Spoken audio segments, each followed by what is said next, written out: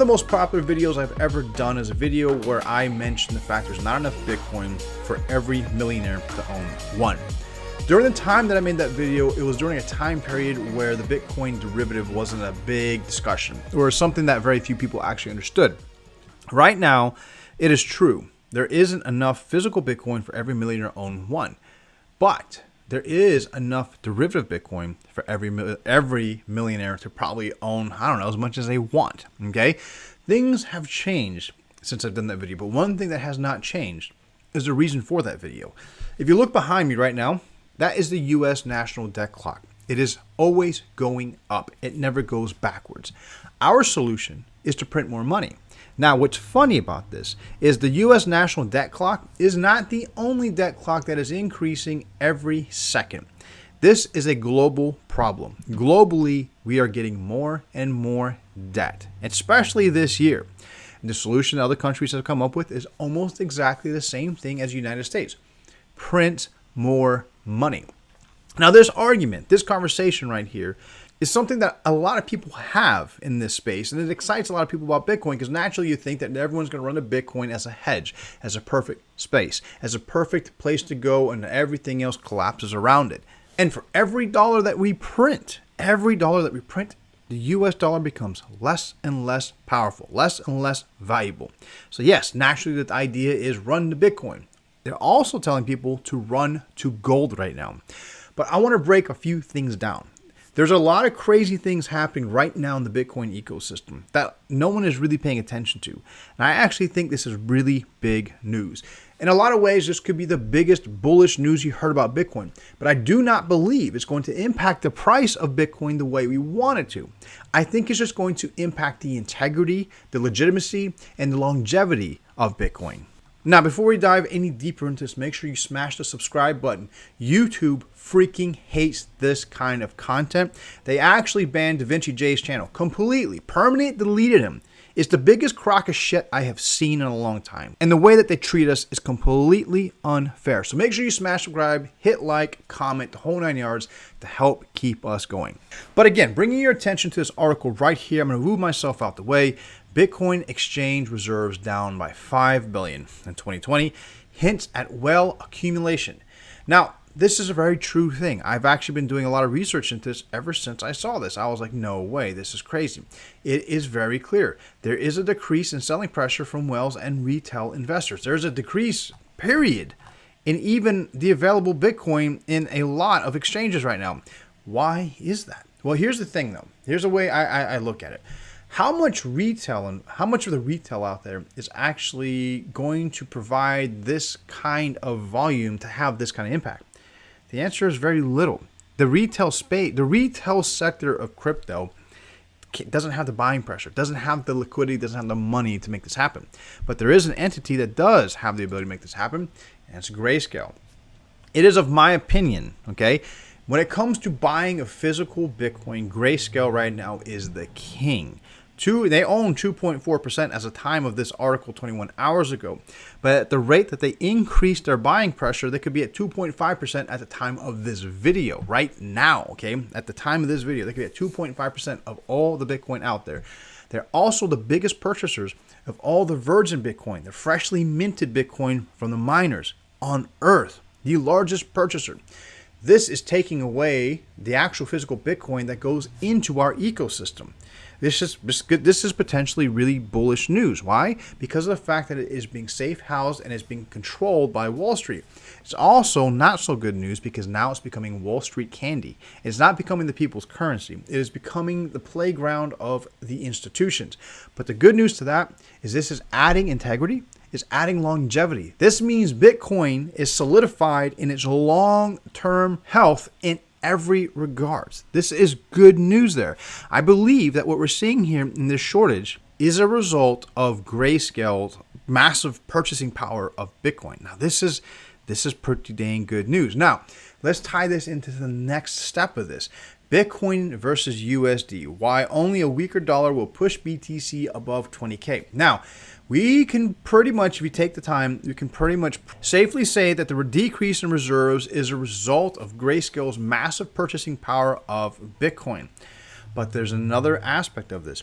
With that kind of purchasing power, with them taking out all the new minted coins out of the ecosystem, with them pulling out available coins on a lot of exchanges and locking it up for themselves, the price of Bitcoin should already be well above 20,000. We should be well above 30,000. At this point, there really is no reason with this kind of purchasing power that we're not above $50,000. But the other side of this is the side that we all fail to really fully recognize is the Bitcoin derivative end, the CME, the CBOE, backed, Fidelity Digital Assets, so on and so forth. There is a lot of paper Bitcoin out there that a lot of these institutions are using to keep the price in check. Now, that being said, I do not believe for a second that the weaker that the dollar gets, that the stronger the price of Bitcoin will get. What I will say though, okay, I want to bring a different perspective to this. As the US dollar gets weaker, Bitcoin itself does get stronger. It gets stronger in the sense that we get more investors. We do get more people playing in our field. They're not playing in the field the way that we want them to. The idea that they're going to come in here and flood the Bitcoin market with money and jack the price up to $100,000 is actually a very unrealistic expectation. The money is already flooding in. The money is already pouring into Bitcoin. Okay, that's the fact that everyone needs to face right now and understand.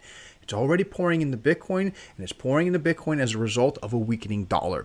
But it's not going to pump the price. It is going to reinforce the strength, the integrity, longevity of Bitcoin. This is good news. This is good news because if you are in Bitcoin for the right reasons, if you are in Bitcoin because you believe in the philosophies, because you believe in what Bitcoin stands for, this is excellent news. But if you are in this space because you simply want to extract as much USD value as possible out of Bitcoin, I am sorry. I really feel that Bitcoin is going to be the great disappointment for that group of people. And it is going to be the pride and joy of the people who are in it for the philosophies because Bitcoin was not going to go anywhere. Bitcoin is going to be something that can be utilized as a currency. I do not believe for a second it will be a global currency. It cannot. Bitcoin cannot operate in a debt-driven ecosystem. It's impossible unless you are okay with more paper Bitcoin, unless you are okay with owning dog shit Bitcoin, paper Bitcoin, useless Bitcoin. It cannot be used as a global reserve currency. It is impossible. The world works off of debt. Now, I want to take this a step farther, okay? So as I was doing my research into right now, as far as the Bitcoin and the USD factor and what's going on, what's really going on, something that kind of popped up is this right here, Cachet. It's a tokenized gold asset. Now, I've seen many of these. I've seen many of these. This one is a little unique. And the reason I'm pointing this out to you is I'm willing to bet you as this year progresses, as the dollar weakens, things like this are going to have more legs to stand on. If you were to go and if you were one of those investors that said, hey, I want to buy physical gold, okay, as my way to hedge against a weakening dollar and a weakening economy, that's cool. But if you want to buy, let's say $100,000, $200,000, $300,000 worth of gold, where are you going to store it? Many of you guys say, oh, I got a warehouse. I can put it here, I can put it there. If you tell me that, that tells me you've never bought that kind of gold because of the fact that you have other compliances that you have to follow in line. You have to fall in line with in order to own that kind of gold and store that kind of gold. One of those things is insurances. Oh my God. The insurance to buy that kind of gold and house that kind of gold in a warehouse, go look it up. That shit's not cheap. It is not easy to get, especially if you are just an average Joe, especially if you think you're just going to take that gold and put it in any warehouse. It doesn't work like that. It has to be approved locations, secured locations, locations to where the insurance companies know that they're going to insure this. The gold will not tarnish. It will not get stolen. It will not depreciate. That, my friends, is where the beauty of digital gold does come in place. Now, a lot of you might be saying, oh, Bitcoin is digital gold. No, it's not, because it's not actually tied to gold. But if you can sit there and say, hey, I want to buy physical gold. I want to buy physical gold, and I want to take that physical gold and I want it stored. I want it stored at a reasonable cost. That is where things like this come in. That's a big deal. And I'm telling you, as time goes on, this offers a cheaper solution because now it's as simple as saying, okay, this person, we can collectively store all their gold in one location, and what we can do is we can tie their gold into a digital asset, so they're in complete control of it. Their ownership is in a digital asset tied to the actual physical gold. It makes it more cost efficient for people to buy massive amounts of gold, and they can store it, they can get it insured, and they can stay in compliance with owning that kind of gold. This is cool stuff. This is really cool stuff. So as the US debt keeps going up, I fully feel that you're going to see, yes, more Bitcoin get bought, but not physical Bitcoin the way you want it. There's going to be Bitcoin and derivative Bitcoin being bought up like crazy. I also fully suspect as this debt climbs, you're going to start seeing people wanting to hedge more into gold, and solutions like this are going to make it cheaper, more efficient, and more practical to get in there with big investments with gold. So keep your eyes out. Keep your eyes out. The ecosystem is changing. If it's not this over here, okay, if it's not cash, it's going to be something else. It's going to be something else. There's going to be something out there that provides that solution. So, I mean, very interesting and exciting times that we live in right now. Now, before we end this, I'm going to share you guys some nuggets, some things I hear people talking about. All this is freaking speculative. Okay, this is just nuggets I hear people talking about that I'm going to share with you. I have not put a single cent, dime, crypto, nothing, Satoshi, nothing into any of these.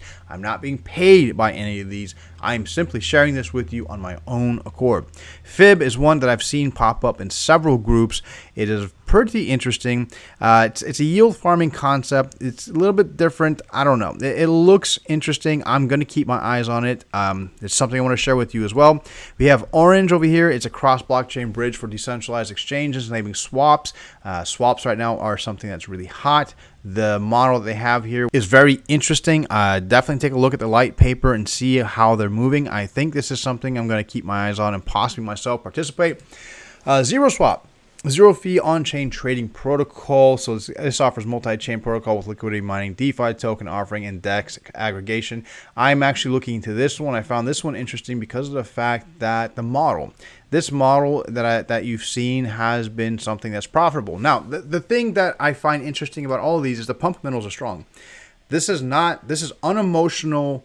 Do not get attached, not long-term hodls. If I play in any of these are for me short-term opportunities where I see that the pump fundamentals are strong, and I'm probably gonna try them out. So remember, I don't have a single cent in any of this. I'm not incentivized by any of this. Something that was presented to me that I will not touch, I'm gonna share with you guys, is this right here, Lua Swap. This just has all the sketch. There's too much sketch on this one. Not interesting to me at all. So this is one that if it's brought to you, I would definitely treat it with extreme skepticism. It's only got 44 million in its TLV. So I mean, I don't know. This is one of those. I'm very, very cautious about. But listen, that's all I have for today, guys. Tell me what you guys thought about today's video. Hope you guys enjoyed. Peace out.